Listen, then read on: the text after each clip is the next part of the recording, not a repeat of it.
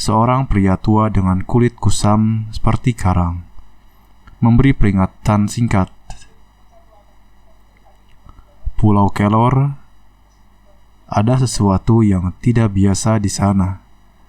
Beberapa orang yang mencoba mengungkap sejarahnya tidak pernah kembali. Seharusnya ada jejak kaki atau tanda kehidupan lain. Apa yang sebenarnya tersembunyi di balik sejarah Pulau Kelor? Kenapa setiap peneliti yang berani mengungkapnya berakhir menghilang tanpa jejak? Kalau kamu penasaran, siapkan dirimu untuk cerita yang akan mengubah pandanganmu tentang legenda horor ini. Sebelum kita lanjut ke ceritanya, jangan lupa untuk like, komen, dan share video ini kepada teman-teman kamu yang suka dengan cerita horor. Pastikan juga kamu subscribe untuk mendapatkan cerita seram lainnya, dan nyalakan lonceng notifikasi agar kamu tidak ketinggalan petualangan horor berikutnya. Kita lanjut ke ceritanya.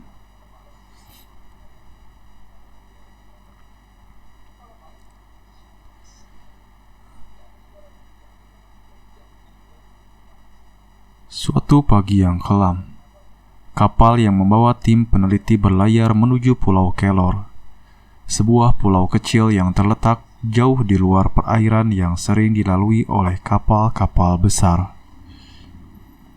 Meskipun pulau ini hanya dikenal sebagai tempat peninggalan sejarah, ada desas-desus yang beredar tentang hal-hal aneh yang terjadi di sana. Namun, bagi Dr. Aditya, seorang arkeolog terkenal dan timnya, ini adalah kesempatan langka untuk mengungkap misteri yang tersembunyi di balik legenda pulau tersebut. Kapten kapal yang membawa mereka, seorang pria tua dengan kulit kusam seperti karang, memberi peringatan singkat.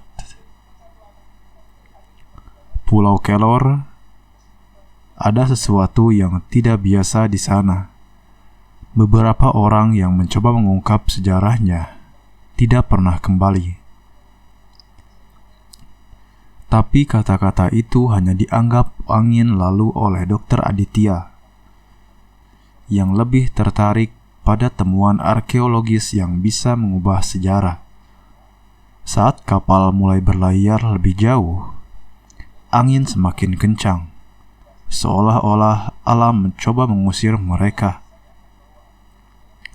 Gelombang laut tergulung tinggi, dan langit mulai redup. Namun, meski cuaca mulai tak bersahabat, mereka melanjutkan perjalanan dengan tekad yang bulat. Ketika kapal akhirnya mendekati pulau, bentuk dan suasana yang sunyi dan gelap tampak semakin mencurigakan, seperti bayangan gelap yang mengintai di balik kabut.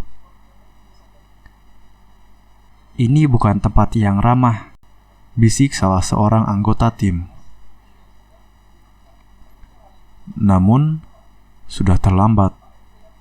Kapal merapat di pantai yang berbatu, dan tim peneliti pun menuruni kapal dengan perlengkapan mereka. Mereka tak tahu bahwa perjalanan mereka kali ini akan membawa mereka pada kengerian yang tak terbayangkan. Setibanya di pulau, suasana terasa ganjil. Tanahnya gersang dengan pepohonan besar yang tumbuh dalam formasi yang seolah membentuk sebuah labirin alami.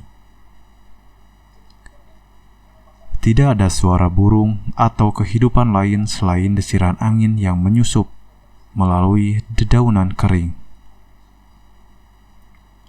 Langit gelap seperti malam, meskipun baru saja pagi.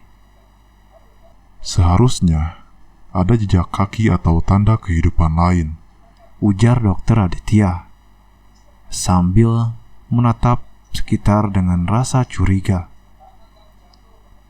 Kenapa pulau ini tampak begitu sunyi?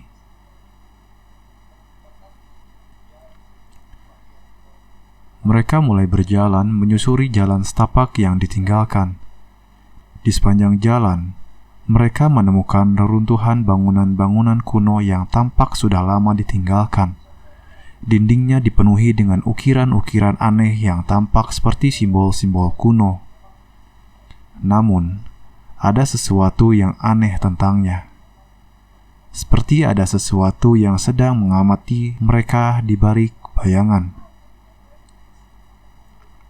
Tak jauh dari sana, mereka menemukan sebuah pintu gerbang besar yang setengah rusak, tertutup lumut dan tanaman liar. Saat pintu itu terbuka, mereka disambut oleh udara dingin yang menyelimuti mereka. Meskipun matahari tengah bersinar, di dalamnya ada sebuah bangunan besar yang tampak seperti kuil, dengan altar yang sudah rusak dan dikelilingi oleh ukiran-ukiran aneh. Tiba-tiba, salah satu anggota tim, Maya, merasa ada yang mengikutinya. Ada yang aneh di sini. Aku merasa seperti diawasi, Katanya dengan suara bergetar. Tak lama kemudian, suara langkah-langkah terdengar dari belakang mereka. Namun, saat mereka menoleh, tidak ada siapapun di sana. Hanya angin yang berhembus pelan. Mereka berusaha menepis rasa takut yang mulai menguasai mereka. Tetapi hati mereka semakin gelisah. Malam itu, di bawah cahaya rembulan yang pudar, mereka mendirikan tenda di dekat reruntuhan kuil. Suasana pulau semakin menakutkan, dan meskipun mereka berusaha untuk tidur, rasa cemas semakin mengganggu. Dr. Aditya duduk di luar tenda, memeriksa catatannya tentang sejarah pulau tersebut. Pulau Kelor, menurut catatan lama, pernah menjadi tempat peribadahan bagi sebuah suku yang hilang dalam misteri. Namun, catatan tersebut berhenti begitu saja, seolah-olah ada yang sengaja menghapus jejak-jejak sejarah tersebut. Tiba-tiba, suara tawa yang sangat rendah terdengar dari arah dalam hutan. Tawa itu terdengar seperti berasal dari seorang wanita, namun begitu nyaring dan menghantui. "Apa itu?" tanya salah seorang anggota tim dengan wajah yang pucat. Sebelum ada yang sempat menjawab, suara derap kaki terdengar lagi, kali ini lebih dekat, dan saat itu sebuah bayangan muncul di antara pepohonan, bergerak cepat menuju tenda mereka. Semua anggota tim langsung terdiam. Darah mereka membeku. Bayangan itu berwujud seperti sosok manusia, tetapi tubuhnya terdistorsi, seperti terbuat dari bayangan gelap yang bergerak tanpa kontrol. "Jangan bergerak," bisik Dr. Aditya, meskipun ia sendiri merasa cemas. "Ini hanya ilusi. Kita harus tetap tenang." Namun, semakin dekat bayangan itu, semakin jelas bahwa itu bukan ilusi. Sosok itu berhenti tepat di depan mereka. Wajahnya penuh dengan luka mengerikan. Kulitnya tampak hangus dan mengelupas, seolah-olah tubuhnya terbakar. Matanya kosong, hanya ada kegelapan yang mengerikan di dalamnya. Suara tawa itu kembali terdengar. Lebih keras kali ini, bergema di antara pepohonan, membuat setiap anggota tim merinding. Tidak ada tempat untuk lari. Keesokan paginya, tim peneliti terbangun dengan rasa ketakutan yang menyelimuti mereka. Bayangan itu atau apapun itu telah menghilang. Tetapi jejak-jejaknya tetap ada. Di tanah sekitar tenda mereka terdapat jejak kaki yang aneh, terbuat dari sesuatu yang tampak seperti abu, namun bersinar samar di bawah cahaya matahari pagi. Seperti ada sesuatu yang membisiki aku. Katanya dengan suara gemetar. Ia memanggilku untuk datang. Dokter Aditya mencoba mengabaikan kata-katanya. Namun, rasa tidak nyaman semakin meningkat. Mereka mulai menyadari bahwa tidak hanya sejarah yang hilang di pulau ini, tetapi juga banyak orang yang menghilang setelah mencoba mengungkapnya. Pulau Kelor adalah tempat yang terkutuk, dan mereka telah melangkah lebih dalam ke dalam kegelapan yang lebih gelap dari yang bisa mereka bayangkan. Ketika mereka melanjutkan perjalanan, suara aneh kembali terdengar. Kali ini lebih dekat. Di balik kabut, mereka melihat bayangan yang sama bergerak menuju mereka. Tidak ada pelarian. Mereka tahu bahwa kegelapan ini akan terus mengejar mereka sampai mereka menjadi bagian dari sejarah pulau yang terlupakan.